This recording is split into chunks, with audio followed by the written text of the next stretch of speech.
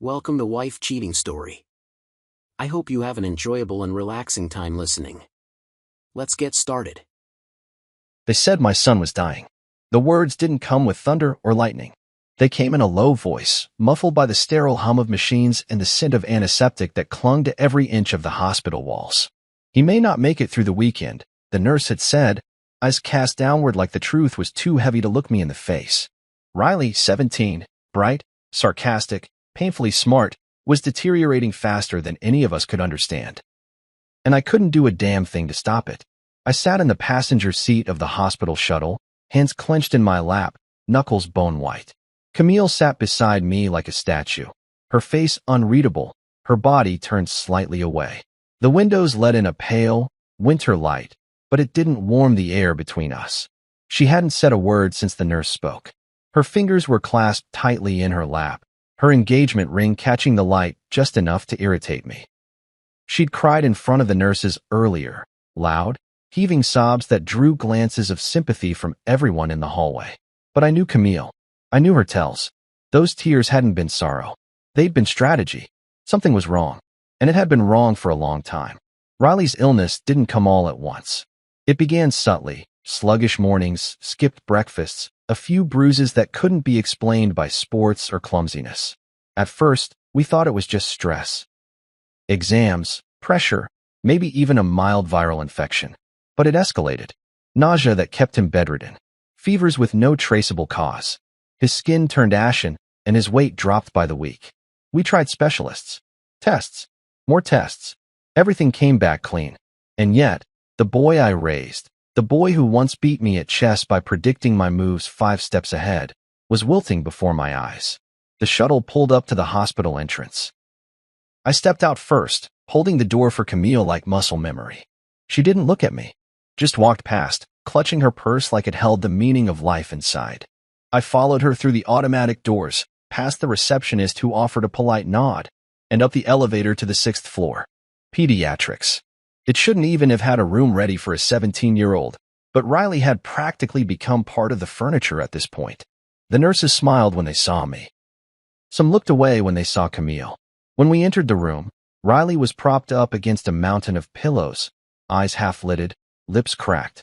His form beeped quietly. Monitors blinked with lazy regularity. He turned his head slowly when he heard the door. "Hey, Dad," he rasped. I crossed to him, pulled up the chair, and sat beside the bed. "Hey, champ." Camille walked over to the window and stood there like a portrait, arms folded. She didn't say a word to him. I felt Riley's hand brush mine and looked down. He gave me a faint smile, barely there, but there was something in his eyes.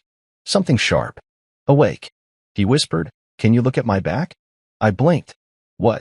His voice was quieter now, just a breath above silence. "Please. My back. I wanted to show the nurse, but I didn't." I glanced toward Camille. Her reflection in the window was still, but I could swear her fingers twitched. I leaned in closer. "You okay? Did something hurt?" "Just look," he murmured. "Please."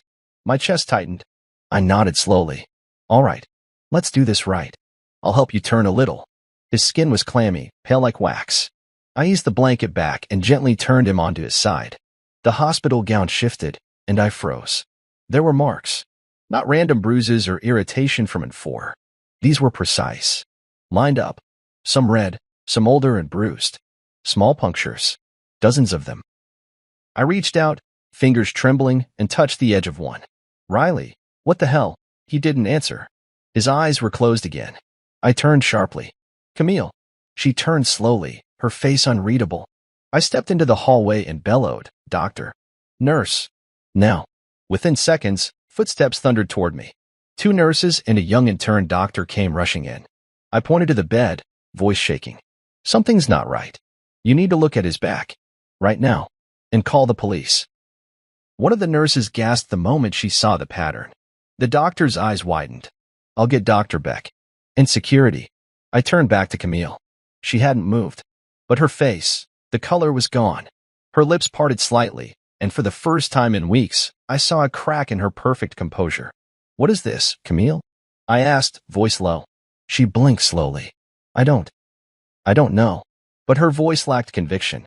It wasn't surprise. It was fear. I stepped closer. You've been the one managing his supplements, his shots, his pills. You told me you were helping him. Her voice shook. I did what the doctor said. I swear, what doctor? I demanded. Who? She opened her mouth, but nothing came out. Behind us, Riley moaned softly. I turned back to him, the panic in my chest swelling until I thought I'd collapse under its weight. He was slipping. My boy, my son, was fighting for his life. And someone had been hurting him right under my nose. And as I stared at the marks along his back, the realization crept in like poison. Whoever had done this didn't expect me to look. But I had. And I wouldn't stop now. I should have been stronger. I should have lifted the blanket the moment Riley asked, but I hesitated. My hands hovered, trembling like they didn't belong to me. There was a weight to that moment, the kind that settles on your chest and dares you to breathe. Riley's voice still echoed in my head. Soft, cracked, too fragile for a 17-year-old. Dad, can you look at my back? I looked at his face first. His skin was an unnatural shade of pale, like all the color had been drained from him. His lips were dry and flaking, his cheeks sunken. Every breath he took seemed like it might be his last, each one a shallow pull that rattled in his chest. My son, my boy, looked like a ghost in his own skin. I reached under the hospital blanket, gently easing it back, careful not to disturb the tubes running into his arms. I gripped his shoulder, whispering, I'm gonna help you turn a little, all right? Riley gave a slight nod, just enough to let me know he was still there with me. I rolled him slowly onto his side, my heart pounding with every inch. The hospital gown shifted, sliding slightly off his back, and that's when I saw them. Rows of small marks, aligned like they'd been placed with methodical precision. Some were new, bright red and inflamed. Others were older, bruised purple, yellowing around the edges. But they weren't scratches or allergic reactions. These were punctures. Injections. Tiny dots of deliberate intrusion, each one a silent scream etched into his skin. I stared, frozen. My breath caught in my throat. My body went cold. They weren't random. They weren't accidental. I gently touched the edge of one mark with my fingertip, and Riley flinched. Sorry, I whispered, pulling back instantly. I felt like I had just uncovered the truth buried under months of confusion, but it was too big, too ugly to look at all at once. This wasn't a condition. This was a crime. I stood up so quickly my chair screeched against the floor. Doctor! I shouted, my voice cracking. Doctor! Nurse! Someone get in here now. Camille, who had been standing silently near the foot of the bed, jolted at the sound. She turned toward me slowly. I caught the flicker in her eyes, the moment she realized what I had seen. It was a brief fracture in her mask, but I knew her too well to miss it. The color drained from her face like ink spilling into water. What is it? She asked, her voice too calm, too even. I pointed to Riley, my voice now a rasp. His back. Camille. What the hell happened to his back? Camille stepped forward, but I moved between her and the bed. I didn't want her near him. Don't touch him, I said. She raised her hands like she was the one under attack. What are you talking about? Footsteps thundered in the hallway, and two nurses rushed in, followed closely by Dr. Mara Beck. I stepped aside and motioned toward Riley. His back, I said. Turn him. You need to see it. Dr. Beck moved quickly, her face set in professional focus, but I saw the flicker of alarm in her eyes as she examined the marks. One of the nurses gasped. Riley whimpered softly and tried to turn away, but I gripped his hand and whispered, It's okay. I'm right here. I won't let anything happen to you. Dr. Beck finished her inspection and looked up, her voice low and measured. These aren't caused by illness. They're injection sites. Repeated. Subcutaneous. The word hung in the air like smoke. Camille took a step back. I gave him vitamins. Supplements. On the doctor's orders. Dr. Beck looked at her sharply. Which doctor? Camille stammered. I don't remember his name. It was a consultation. A specialist I met online. I stared at her, my mouth dry.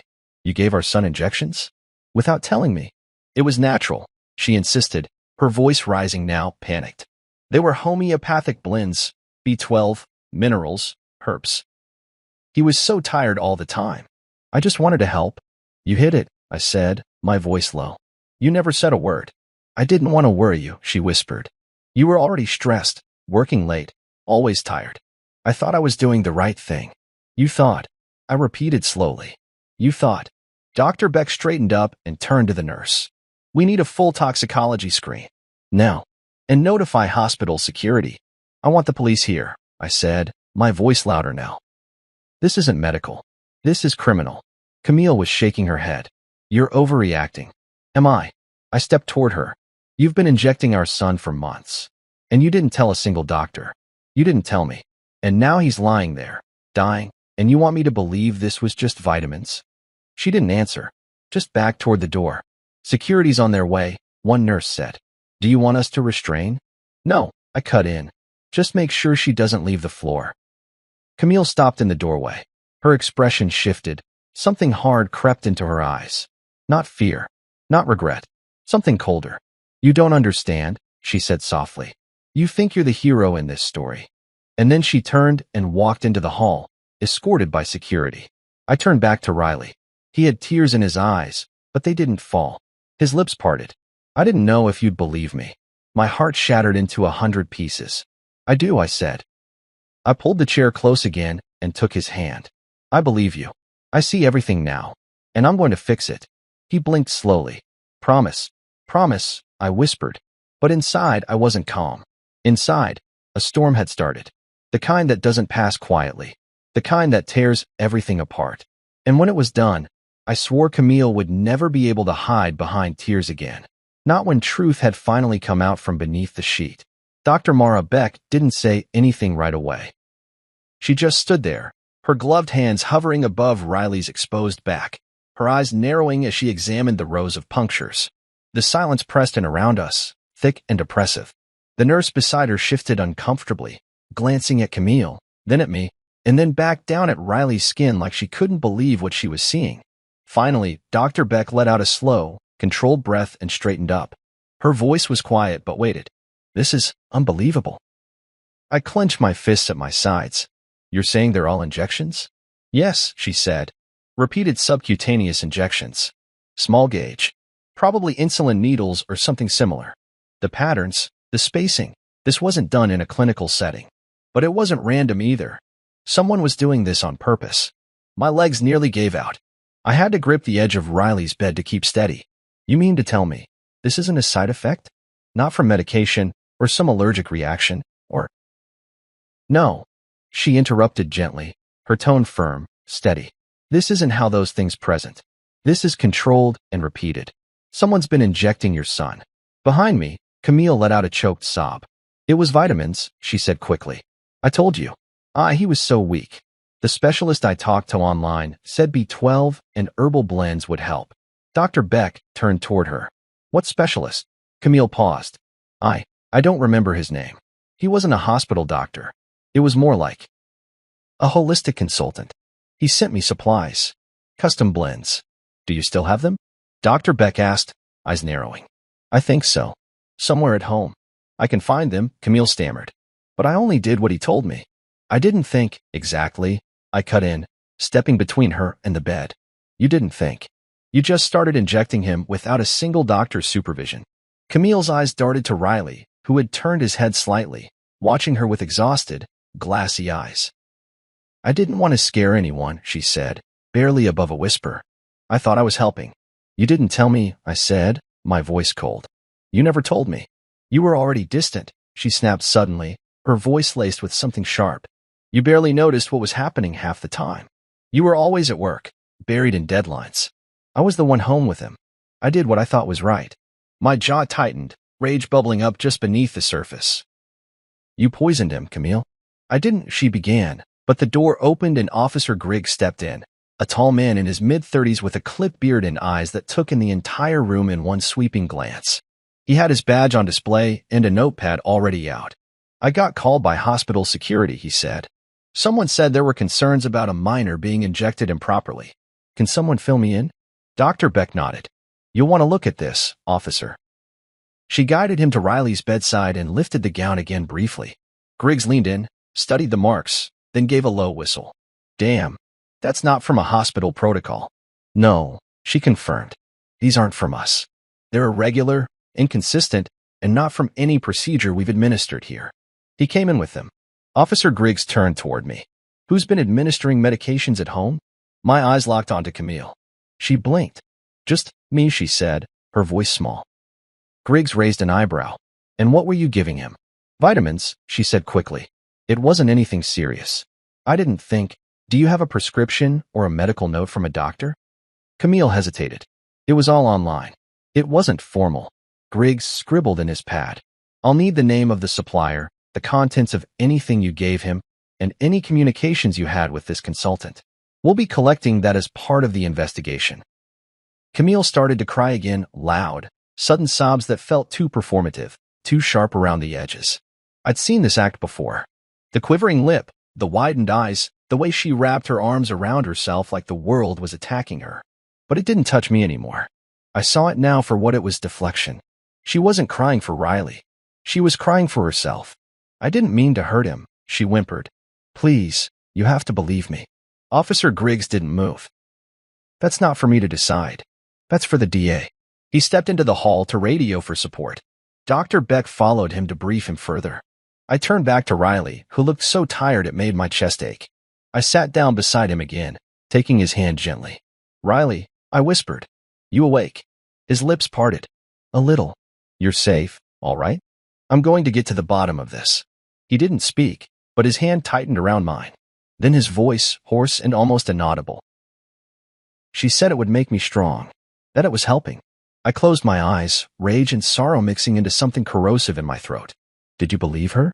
For a while, he said. Then it started to hurt more. She told me not to say anything, that it was just a phase. She ever tell you who this consultant was? No. Just said he was a doctor she trusted. She said you wouldn't understand, that you'd be angry. I swallowed the lump forming in my throat. You could have told me, son. I'd never be angry with you. Never. I was scared, he whispered, and tired all the time. I didn't want to make things worse. I leaned forward and pressed my forehead gently against his. You didn't make anything worse. I promise you that. She did. Camille remained in the corner of the room, arms wrapped around herself like armor, eyes darting between us, her expression unreadable. Officer Griggs returned with a nurse who handed him a sealed plastic evidence bag. He nodded toward Camille. Ma'am, I'm going to have to ask you to come with me for further questioning. You're not under arrest right now, but we need to document everything you've said and begin a formal investigation. Camille turned to me, eyes wide and glassy. You're letting them do this? After everything? I didn't even blink. Yes. She let out a soft sob and allowed herself to be led from the room. When the door clicked shut behind her, I let out a breath I didn't realize I'd been holding. I looked at Riley, who watched me with something new in his eyes. Not fear. Not confusion. Trust. And I knew then, without question, that Camille's story was starting to unravel, and I wasn't going to stop until every thread had been pulled loose. The moment Camille stepped out of Riley's hospital room, escorted gently but firmly by Officer Griggs, something inside me broke open. Not in a loud, screaming way, but in that quiet, dangerous way rage sometimes simmers.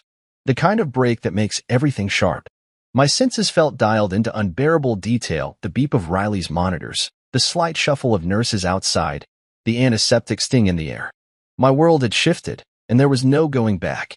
I sat by Riley's bed as he dozed, the drug still running through his forehead, drip dulling the pain but not erasing the trauma.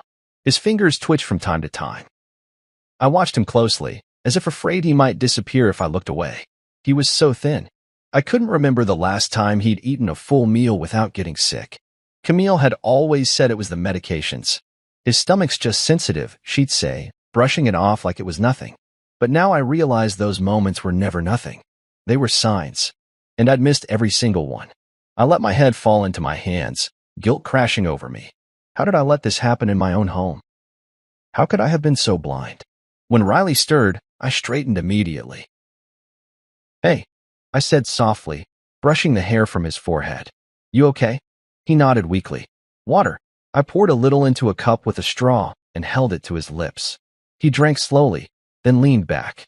I thought she was trying to help, he whispered. At first, she told me not to tell you because you were stressed. You don't ever have to keep secrets like that from me, I said, gently squeezing his hand. I don't care what she said. I'll always want to know what's happening to you. Always. Riley blinked up at the ceiling. I felt bad for telling you. No, I said firmly. You were brave. We sat in silence for a while until Dr. Beck returned with a nurse and a clipboard full of notes. She glanced between us, her mouth a firm line. I've started a formal record of all visible injection sites, she said. Photos were taken. We're also testing trace compounds from his skin. We should have some results by this evening. Thank you, I said. What happens next? Dr. Beck looked over her shoulder, as if making sure Camille hadn't materialized behind her. That depends on what the toxicology screen shows. If there are any foreign substances in his bloodstream not recorded in his charts, the case shifts from concern to criminal. We're close, but we'll need that data. I nodded grimly. And in the meantime, I recommend staying with him, she said. Keep him calm, safe. We've also flagged his chart. No one administers anything without written approval from both myself and the hospital director. Smart. It meant Camille couldn't come back in with a syringe and a smile. Later that afternoon, Officer Griggs returned with another detective. They asked to speak to Camille privately in one of the interview rooms downstairs. I watched from the window at the end of the hallway as she sat across from them, hands clasped tightly in her lap, the picture of concerned motherhood. But I saw the cracks. The way her foot tapped rapidly under the table, the way she licked her lips before answering a question. She was unraveling. I gave my own statement quietly but thoroughly. I explained how Camille had slowly taken over Riley's care, how she insisted on being the one to prep his meals, administer any supplements, manage his appointments. I'd noticed it, yes, but I didn't push back hard enough. I chalked it up to stress, to her maternal instincts. But that wasn't what it was it? She liked control, I told Griggs, and I let her have it. That night, I stayed in Riley's room. I pulled the recliner as close to his bed as possible, wrapped in one of those awful hospital blankets, and listened to his shallow breathing as the machines ticked and hummed. At some point, around 2 a.m, he opened his eyes. Dad? Yeah, but, she said if I told, you'd leave us. That you'd blame me. My throat clenched. You listened to me, Riley. You didn't do anything wrong. None of this is your fault. Okay. He nodded, but he didn't look convinced. I leaned in closer. I love you, I said. More than anything. You're the reason I keep going. If someone tries to make you doubt that, they're lying. He didn't cry, but his lower lip trembled, and he turned his face toward the pillow. I didn't push him. I just stayed there, holding his hand.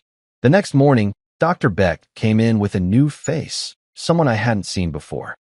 A young doctor in a white coat with sharp eyes and a stethoscope tucked neatly into his front pocket. This is Dr. Samirah Noor, Beck said. She's a pediatric toxicologist and a consultant I trust. I brought her in. Noor gave me a professional nod. I'm going to run an independent panel. If anything unusual has been administered, we'll find it, and we'll trace the source. I thanked her, surprised at how quickly the system was turning. Then again, maybe this time, it had no choice.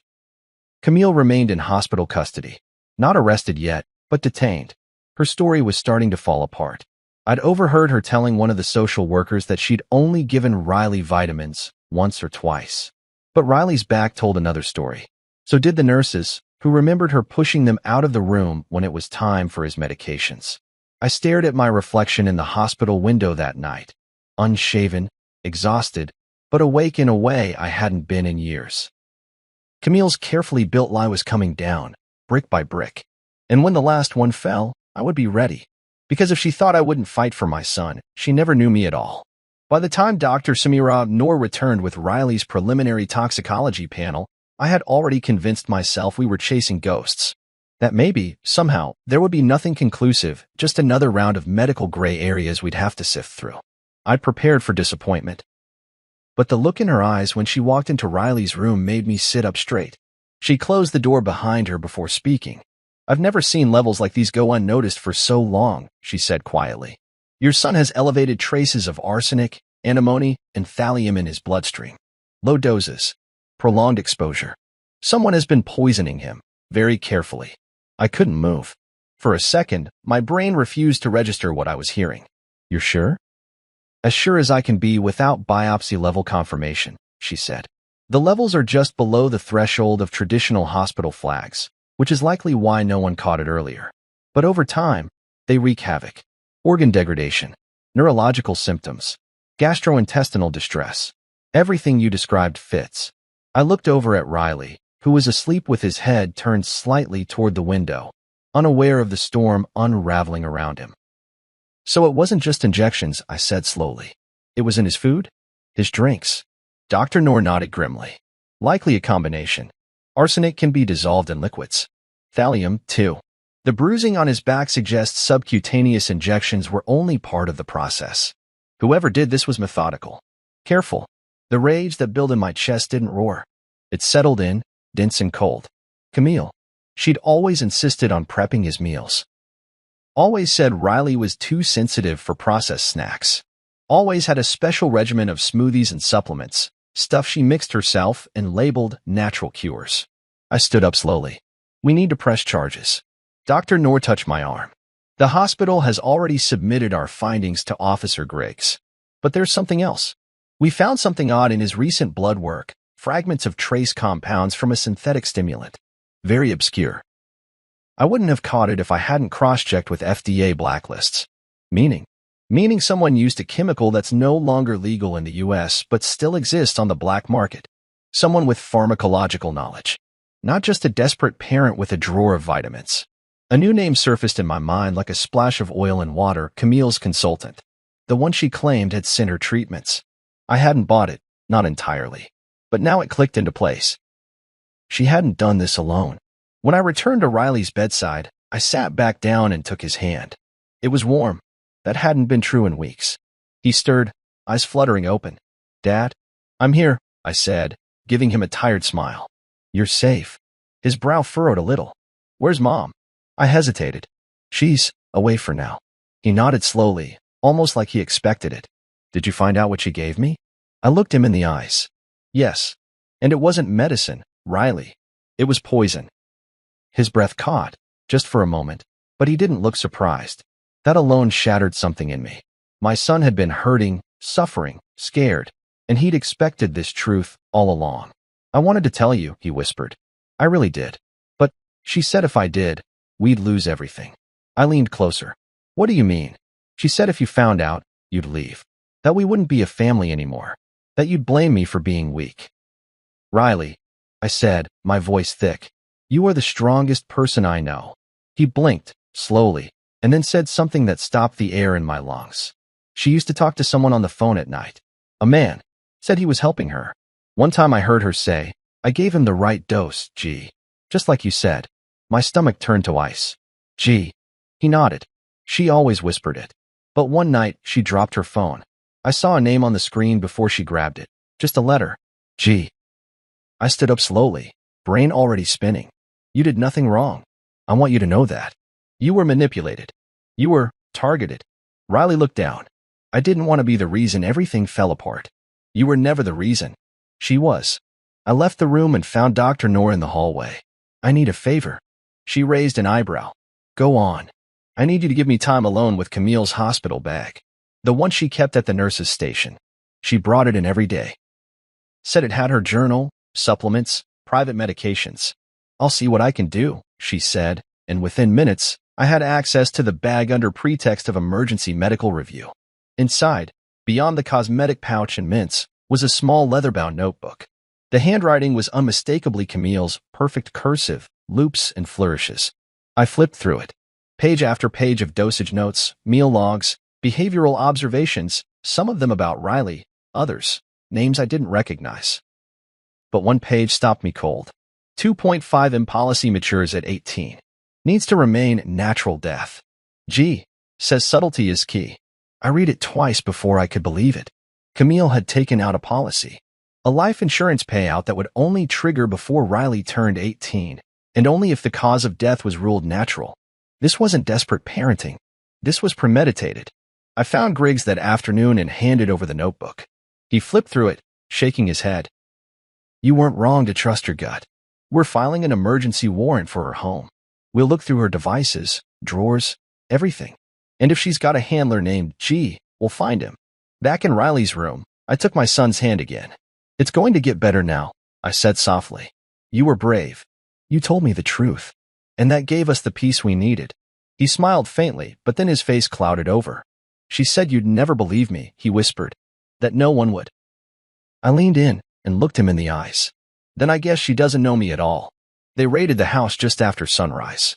Officer Griggs called me from the driveway. I stood at the hospital window, Riley asleep beside me, watching the slow crawl of unmarked cars and evidence teams moving across the property Camille and I once called home. A quiet place with garden beds she used to tend and wind chimes she insisted made the evenings less lonely. The irony of that now was a slow burn. Your wife had more secrets than just injections, Griggs said, voice crisp over the line. We found a hidden compartment behind a drawer in your master bedroom dresser. Inside were multiple vials, labels scratched off, some with smudged serials. Also 2 burner phones, both active. We're cloning them now. I didn't respond right away. I just watched as one of the officers carried a sealed evidence bag from the house, holding it like it might explode. You did the right thing, Griggs added. There's a lot more going on here than we initially thought. How much more? He hesitated, and that pause told me everything. There's a message thread from one of the burners. Someone labeled only as G. The content is damning. Read it. He did. Word for word. Keep him sedated. Make it look natural. Once it's over, the trust fund will activate. You'll be free. My legs went weak. I gripped the window ledge to stay upright. Trust fund. Exactly, Griggs said. Turns out Camille opened a custodial trust in Riley's name a year and a half ago. $2.5 million payout contingent on natural death before age 18. You weren't listed as a co-signer. She forged a signature. My blood ran cold. She was going to kill him. She was preparing for it, Griggs confirmed. With precision. The insurance company has already frozen the account, and legal action is being filed. You'll want your own attorney, especially with how far this goes. I have one, I said flatly, and he's better than hers. I hung up and walked back to Riley's bedside. He was stirring, eyelids fluttering, his hands searching. I caught it gently. You're okay, I whispered. Still here. He smiled faintly, a tired kind of smile that didn't reach his eyes. What's going on? I hesitated for a heartbeat. Then I said, they searched the house. They found more things. Vials. Phones. Conversations. He looked away. So she wasn't doing it alone. No, I said. There's someone else involved. A man. Likely someone with a medical or pharmacological background. They planned it together. The silence between us stretched. Riley swallowed hard. I knew it felt bigger than just her. I looked at him then. Really looked at him. 17, but already carrying more weight than most men twice his age. The bruises weren't just on his skin. They were inside him now. Wounds stitched into the way he blinked, the way he second-guessed every word he said. My boy deserved better than that. Better than lies, than half-truths, than poison passed off as help. I'm sorry, I said. He turned his head toward me. For what? For not seeing it sooner. For letting her control the story. You were working, he said quietly. You were trying to keep us afloat. That doesn't excuse anything. He nodded slightly but said nothing. And maybe that silence was his forgiveness. Or maybe it was just too much to sort through right now. Either way, I stayed at his side. That afternoon, Dr. Noor returned with a thick file of findings. She laid it out like a prosecutor prepping an indictment. We confirmed the presence of thallium, arsenic, and a cocktail of synthetic compounds that were phased out of legal medicine a decade ago. One of them traces back to a banned stimulant used in off-market energy enhancers. Only a handful of people would have access: ex-pharmacologists, chemists operating in black markets, or someone connected to clinical trials overseas. And this G person? I asked. I pulled phone records, she said. G's number links back to a Gabriel Marchand. Ring any bells? I shook my head. Former pharmacologist, she continued. Stripped of his license 6 years ago after being caught selling unapproved compounds to holistic clinics and underground practitioners. He disappeared after his second suspension. No public address. But his name shows up in a few online forums, hidden corners of the web where experimental treatments are sold under the table. Camille found him, I said. Of course she did. She didn't just find him, Dr. Noor said, her voice tightening. She partnered with him. I blinked. What? We've matched timestamps from Camille's phone and credit card transactions. Monthly cash withdrawals, always just under reporting thresholds. Followed by pings from local motel parking lots. Always the same one. Always within an hour of her scheduled grocery runs or Riley's therapy appointments. Camille was meeting him, paying him. While I thought she was buying groceries or waiting in a parking lot for school pickup, she was exchanging poison like recipes. God, I muttered. She built this plan down to the last cent. Dr. Nur gave me a look. She was organized, calculated. She kept everything off the books. But the firewall's cracked now, and we're going after him next. How? We've got G's phone number, and we're tracking it. That's all we need to start. The next few hours were a blur: Riley's new treatment plan, additional interviews, phone calls with lawyers. I barely left his side. But every time I glanced at him, alive, breathing, trying, I reminded myself why I couldn't afford to fall apart. At one point, I stepped out into the hallway for some air. That's when Officer Griggs found me again. She cracked, he said simply. Camille. He nodded. Admitted she was administering treatments under guidance from a consultant she trusted more than the hospital. She still won't name Gabriel directly, but the messages speak for themselves. What else? We're looking into financial records now. Offshore accounts. She's been funneling money through a dummy charity connected to Marchand's alias. There's no chance she walks away from this. I stared at the wall for a long time after he left. Camille had built a fortress of lies, clever, seamless, and emotionally airtight. But that fortress had a crack, and Riley was the one who showed it to me. Inside his room, I sat again at his side, watching the steady rhythm of his breath. His chest rising, falling, real, alive. You know what's funny? I said aloud, not even sure if he was listening. She used to call herself the glue, the one who held us together. I laughed. It was dry, bitter. But you were the truth, Riley. Even when it hurt. Even when it scared you. His eyes opened a little. I didn't feel brave. You were, I whispered.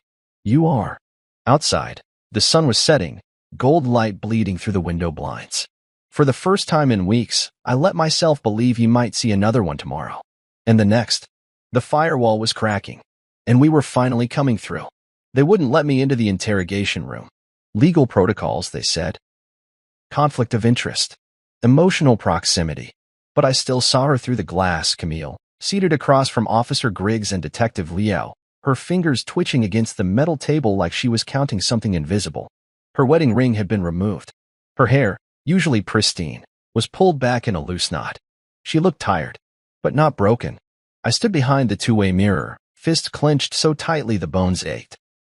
Watching the woman I once vowed to love until death explain her crimes in the calmest voice imaginable made me feel like the walls around me were slowly squeezing in. She said she wanted to help him, Griggs muttered beside me. That she believed in alternative methods. That she thought the system had failed him. And the money? I asked. Griggs shook his head. She called it a contingency. Said she never intended to collect unless, God forbid, something happened. But she can't explain the messages to Gabriel Marchand. She won't even say his name. Inside the room, Liao slid a stack of printed messages across the table, photos of text from the burner phones, withdrawal receipts, shipping invoices traced back to a shell corporation connected to Marchand. Camille didn't flinch. She skimmed the pages like they were light reading, like they didn't outline the methodical poisoning of her only child. She doesn't see it, I said quietly. Or maybe she does, but she thinks the ends justify everything. She's not insane, Griggs replied. She's strategic and dangerous. I stepped away from the mirror and walked down the hall, heart pounding. I didn't want to see her anymore. Not the way she sat there, detached from the horror she orchestrated. I didn't want to remember the nights we stayed up in that nursery talking about what kind of life we'd give our son. She cried the first time Riley had a fever. I remember that. Now I wonder if it was real. Or rehearsed. Later that night, after Camille was formally charged with attempted murder and conspiracy to commit insurance fraud, I sat by Riley's bedside again. His monitors beeped softly. He'd been sleeping better, still groggy, still weak, but his color was returning. Dr. Nurse said his recovery would be slow, but possible. Every day he wakes up without new toxins in his system is a win, she'd said. Riley opened his eyes and looked over at me. You look tired. I smiled faintly. Funny. I was going to say the same thing to you. Did she say anything? I nodded. She admitted to a version of the truth. A watered-down lie wrapped in good intentions. He looked away. I don't get it. Why would a mother do that to her own kid? I sat forward, elbows on my knees. I've asked myself that 100 times. Riley, I don't have a real answer. But sometimes, people lie to themselves so long they believe their own stories. Camille thought she was fixing you. Or fixing something in herself through you. She said I was sick, he whispered. That I had something the doctors missed. She convinced herself you were broken so she could feel like a savior. Riley's eyes filled with tears. I don't want to be broken. You're not, I said, voice thick. You're hurt, but you're still here, and we're going to get through this. He nodded, wiping his face with the back of his hand. Then he asked the question I knew was coming. What happens to her now? She's going to jail? I said. For a long time. He didn't say anything at first, just stared up at the ceiling, his lips pressed tight. Good, he finally whispered. The next morning, Griggs met me in the hospital cafe. He looked even more tired than I did, his eyes red-rimmed, shirt collar askew. He handed me a flash drive and a folder. Everything we have on Gabriel Marchand, he said. He's more involved than we realized. Camille wasn't his first partner. There's a pattern: children, usually under guardianship. Trust funds. Treatments. We're working with a federal task force now. Did she give him up? No, Griggs said. But she didn't have to. The messages were enough. We traced him to a property in Vermont. Rural, off-grid. Raid teams are moving in tomorrow. I nodded, flipping through the folder. Photos of Marchand. Credentials. Old court filings. Testimonials from grieving parents who had no idea they'd been his test subjects until it was too late. He has to pay for what he did, I said. He will, Griggs promised. But I'm telling you now, this won't be a clean battle. He's slippery, legally insulated. You want justice? You'd better be ready to push hard. I'm already pushing, I said. And I'm not stopping. That afternoon, I hired a private investigator and a litigation firm specializing in pharmaceutical negligence. I wanted lawsuits filed. I wanted licenses revoked, accounts frozen, every path of escape cut off. Camille and Gabriel thought they were clever, calculated, untouchable. They were wrong. In the evening, I sat down in the hospital chapel, not because I was religious, but because I needed silence. I stared at the flickering candles, the low golden light trembling like it wasn't sure if it belonged there. I thought about my wedding. Camille in white, me grinning like an idiot. We had written our own vows. Hers were long, poetic, filled with phrases like forever tethered. Our son will know only love. No shadow I won't chase away. Now I saw those words as camouflage. Her lies weren't just built in silence. They were sewn into the seams of our promises. Shattered vows, I whispered. But I'm still here. I'm still his father. And he's still mine. I walked back to Riley's room, steadier, stronger. Camille may have shattered what we built, but I would rebuild from the pieces she thought were broken. Not for revenge. For Riley. Because he deserved a life made of truth, not the shards of a mother's obsession. The days that followed were quieter, but only on the surface. Beneath the still rhythm of hospital machines and the soft murmur of nurses in the hallway, a war was building. And this time, it wasn't just about uncovering the past. It was about protecting the future. Riley was healing. Slowly. Under Dr. Noor's careful supervision, the toxins in his system began to drop. His color returned, and with it, a flicker of the boy he used to be, the one who rolled his eyes at bad jokes and beat me at trivia over breakfast. He still slept often, and his appetite hadn't fully come back, but he laughed. Sometimes. And that was enough to keep me grounded. I moved into the hospital suite with him, converted the recliner into a bed, refused to leave, even when the nurses offered respite.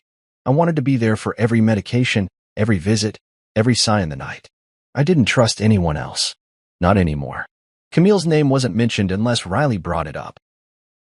And even then, it was with the detachment of someone recalling a dream that had morphed into a nightmare. I think he was trying to figure out how much of it had been real, if any of it had. One night, as he picked at a tray of mashed potatoes and soup, he looked up and said, "Do you think she ever loved me? Or was I just a project?" The words landed like lead in my chest. "I think she believed she loved you," I answered carefully. "But real love doesn't hide syringes. It doesn't lie. Or hurt. Whatever she felt, it wasn't the kind of love that keeps someone safe." He nodded, eyes low. "I thought if I was good, if I didn't complain, it would stop. That she'd go back to being normal." "You weren't supposed to protect her," I said gently. "She was supposed to protect you." Riley didn't respond. He just reached for the TV remote, and I let the conversation fade, the room filling with the comforting nonsense of cartoons and background noise. But his words stayed with me long after he fell asleep. That same night, I made a decision. It wasn't enough for Camille and Gabriel to be arrested. That was justice, but it wasn't protection. I needed to scorch the ground they'd stood on. Leave no room for resurrection. The next morning, I sat in the hospital lobby with Connor Wade, my friend and legal consultant, who also happened to be the most relentless litigator I knew. We were already in the process of freezing Camille's known assets, but now I wanted to go further. She stashed money overseas, I said. Start digging. Every account. Every transaction in the last 5 years. Connor nodded. What about Gabriel? I want everything. If he sold unlicensed drugs to other families, we find them. We file class action. I want his name burned. I hope you're ready for what this'll cost, Connor warned. I already paid the price, I said. Now it's time they do too. I tipped off the IRS. Told them where to look. Camille's charitable donations to a now-defunct health nonprofit were a shell game, and Gabriel's name appeared in their early filings. Offshore accounts, misreported incomes, falsified medical expenses. I handed them the trail, neatly packed in digital folders. But I didn't stop there. I reached out to one of Gabriel's past victims. A woman named Lisa Granger, whose daughter had died during an experimental therapy administered by Gabriel in a hotel room 6 years ago. She tried to sue then, but the case dissolved under insufficient evidence and a lack of legal muscle. This time, she had me. I'm reopening everything, I told her. And this time, we bring the hammer. Lisa cried. Quiet, gasping sobs of relief. I promised I'd cover her legal fees. I meant it. Meanwhile, I kept Riley surrounded by people who didn't just love him, but believed him. My sister flew in and brought her kids. His best friend Jesse visited every other day with stupid stories and ugly get-well balloons. The hospital wing felt warmer, safer, like a place where life was actually allowed to grow again. But security was still tight. I'd hired a private security detail to guard Riley's room in shifts. I didn't know what Gabriel was capable of, and I wasn't taking chances. One of the nurses asked if it was overkill. Maybe, I told her, but I'd rather be paranoid than grieving. Dr. Noor updated us on Riley's progress each morning. He's responding better than expected, she said. His levels are stabilizing. He'll have long-term side effects, yes, but manageable. He's strong. I nodded. He always has been. One evening, as I sat beside Riley flipping through old photos on my phone, he pointed to one of him in 3rd grade. Missing teeth, frosting on his chin, laughing mid-bite. That was Mom's cake, he said. I looked at him, unsure what to say. She used to bake, he continued. Every Saturday. I think I started getting sick after she stopped. Why do you think she stopped? She said too much sugar was bad for me. Started giving me those green smoothies. Remember? I did. The smoothies she claimed were packed with protein and vitamins. The ones Riley always drank with a grimace. It tasted like metal, he said. The words froze me. Metal? Yeah, he said, frowning. Like rusty water. I always thought it was the kale or whatever. I sat back, heart hammering. That was it. She'd been poisoning him through those shakes, masking the taste with fruit and herbs. And the injections were just the other half of the plan. I should have stopped her, Riley said quietly. No, I said firmly. She should have never started. This isn't on you. None of it is. He looked at me, eyes raw and open. Then who am I supposed to be now? I reached out, brushed a hand through his hair. You're Riley. You're my son. That's all you need to be. He smiled, small but real. Thanks, Dad. And in that moment, I didn't care how long it took or how much I'd have to fight. I just knew one thing for certain. This war wasn't about Camille anymore. It was for Riley. For his future. For his right to grow up unafraid. The courtroom smelled like polished wood and cold air, the kind that never seemed to warm no matter how many people filled the seats. Cameras weren't allowed, but that didn't stop reporters from swarming the steps outside like vultures. I saw the flashes through the lobby windows, bright pops of light that reminded me of gunshots. It felt fitting. Something was dying in that building. Not a person, maybe, but a lie. A carefully constructed illusion was about to be stripped down to its ugliest truth. Camille entered first. She was thinner. The orange prison uniform clashed with her skin, which looked more sallow than I remembered. Her eyes, once so sharp and knowing, were dull now. But she didn't look remorseful. She looked tired, as if she'd accepted the consequences as inconvenient rather than devastating. Then came Gabriel Marchand. He wore a suit, somehow. Navy, pressed, and without a single wrinkle. His hair was combed back, his expression unreadable. If Camille was a ghost, Gabriel was a shadow, slippery, quiet, but never still. The court-appointed guards kept close to him, like they knew better than to assume he'd play by the rules even now. I sat in the front row, Riley beside me. He was wrapped in a dark sweater, his face pale but resolved. His hand gripped mine under the table. He didn't speak. He hadn't, not since we entered the building. But I could feel the heat in his palm, the small tremble in his fingers that only I would notice. The world saw a brave teenager. I saw a boy who'd had to grow up inside a nightmare. The state began with evidence, painstakingly organized. Dr. Noor had spent weeks preparing toxicology reports, timelines, test results, and photographs. Each item was submitted with a precision that left no room for interpretation. The vials found in Camille's drawer. The burner phones. The text from G. The notebook with dosage notes and trigger warnings. It painted a picture so grotesque, even the jurors flinched at times. But it was Riley who made the room hold its breath. He was called to the stand on the second day. The judge gave us the option to withhold him from direct examination, but Riley insisted. I want to say it, he told me. Out loud, where she can hear it. He walked to the stand slowly. The court clerk swore him in. Then silence. The prosecutor, a woman named Hensley, approached carefully. Riley, can you tell the court what happened in your home over the last year? He licked his lips, then began. His voice was soft at first, but it grew stronger with each word. She told me I was sick, he said. That the doctors didn't know what they were talking about. She started giving me these shots. At night. Said they were vitamins. That I had to trust her. Camille didn't move. She made these smoothies. Said they were full of protein. But they made me dizzy. Nauseous. Sometimes I'd black out. She told me it was my body adjusting. Hensley nodded gently. Did you ever see anyone else involved? No, he said. But I heard her talk on the phone. She called him G. She'd say things like, he's not reacting the way you said he would, or the doses aren't working. One night, I saw his name, Gabriel. She grabbed the phone when she realized I looked. I saw Marchand's jaw tighten, but otherwise, he remained still. Did she ever tell you not to talk to your father about this? Riley's mouth twitched. All the time. She said Dad wouldn't understand. That he was already pulling away from us. That if I told him, he might leave. And then it would be my fault. The room went silent. Camille finally shifted in her seat. She didn't cry. She just lowered her eyes. Did you believe her? Hensley asked. Riley looked over at me. For a while. But then it got worse. And I got scared. And I didn't want to be the reason my dad left. I closed my eyes for a moment, trying to keep it together. Hensley stepped back. No further questions, Your Honor. The defense didn't ask a single question.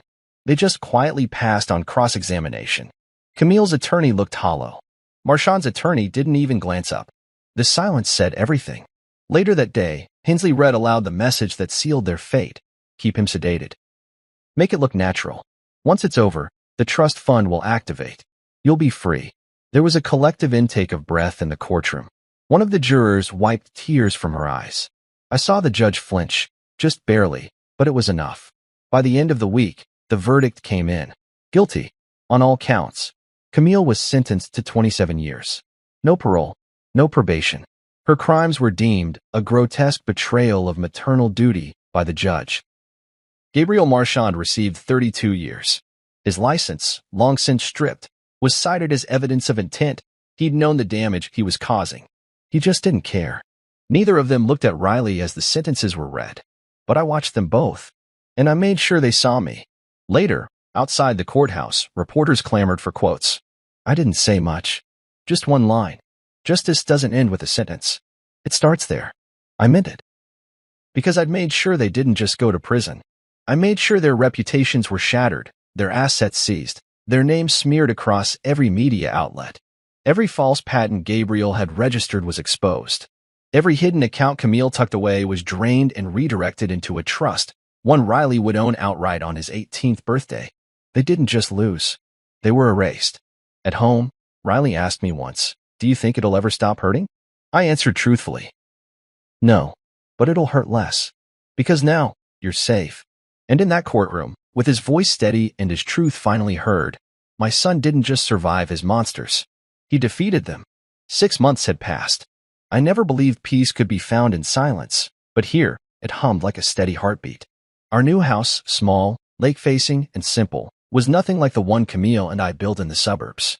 There were no manicured hedges or polished tile entryways. No neighbors close enough to peer through windows.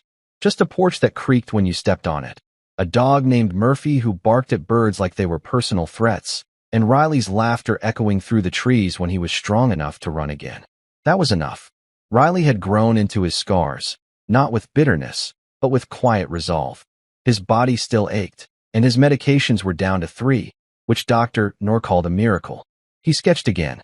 He swam in the lake. Sometimes I caught him just sitting on the dock, toes in the water, lost in thought. But there were no more nightmares that woke him up screaming. No more flinches when a nurse walked into a room. No more shadows behind his eyes that didn't belong to him. The trial had ended, but the story hadn't.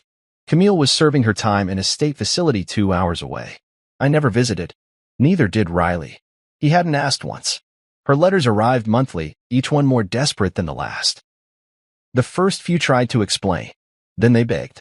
The last one just said, "Please tell me he's okay." I never replied. I didn't even open them after the third. I stacked them in a drawer I didn't use, next to the photo album she made for Riley's first birthday. She'd made a cake that year. Blue frosting, lopsided. I remembered her crying when it tilted. She said it had to be perfect. I should have known even then that perfection was her trap. Gabriel Marchand, for his part, was buried in lawsuits. After the trial, our legal team handed over every document, every patient record, every traceable purchase. The families who thought they'd been isolated victims found each other and shared grief. I didn't just help them sue. I gave them evidence the courts never had. And I funded the class action lawsuit myself. With Camille's money. That felt fair. One morning, I sat on the back porch sipping coffee while Murphy dozed at my feet and Riley worked quietly in his sketchbook. The lake was calm, silver in the light, the kind of scene that made you believe in healing.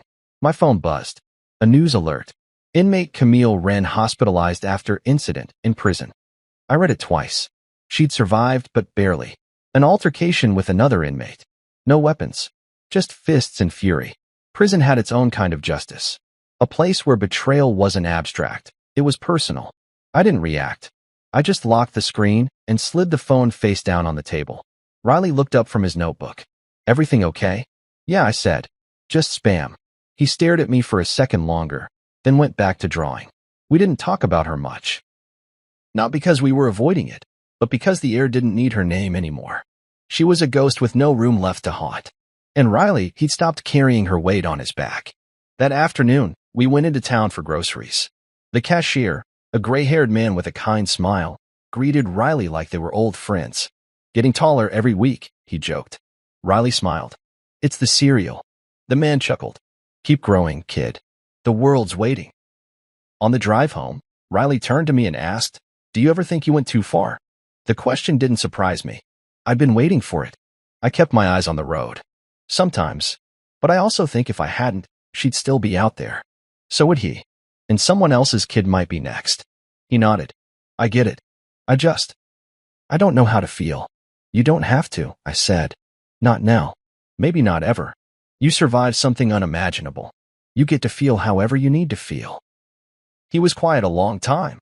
Then he said, "Thanks for believing me." I pulled over, turned off the engine, and looked him straight in the eyes. "You're my son," I said. There's never been a second when that wasn't enough for me to go to war. He looked down at his hands. "I don't want to be what she made me. I want to be more. You already are." Back at the house, he went into his room, and I went into my study. A small space. One desk, a lamp, a bookshelf filled with case files and legal paperwork.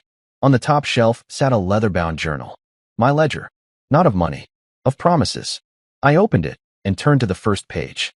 Written in ink, Riley Wren, protected, heard, believed, alive. Beneath it, a list. Toxicology recovery milestones, legal accounts.